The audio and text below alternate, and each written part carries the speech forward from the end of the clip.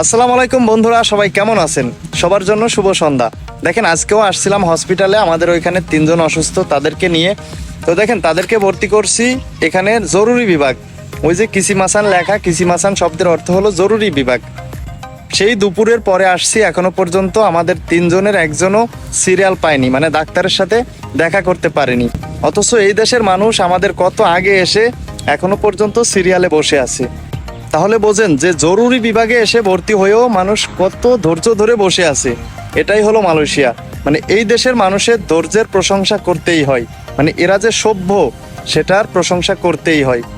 দেখেন, আমি আপনাদেরকে দেখাই। এইটা হলো হসপিটাল, যদিও আমি আগেও দেখাইছি, তবে আবারও দেখাচ্ছি। তো এটা হলো হসপিটাল। দেখেন, গাড়ি পার্কিং করার জায়গা। দেখেন, হসপিটাল এরিয়ার আশেপাশে কোথাও কোনো দোকান বা কোনো যানজট, কোনো চিল্লাচিল্লি, কোনো গাড়ির হর্ন কিছুই নাই। মানে কতটা শান্ত পরিবেশের এই হসপিটাল। যদিও হসপিটালটা হলো মালয়েশিয়ার একটা জেলা পর্যায়ের হসপিটাল। তো এই যে দেখেন, কিসিমাসান শব্দের অর্থ হলো জরুরি বিভাগ। তো এটাই হলো মালয়েশিয়ার সিস্টেম। এদেশে কিছু থাকুক আর না থাকুক, মানুষের ভিতরে একটা সভ্যতা আছে, যেই সভ্যতার কারণে এরা আজ এত উন্নত।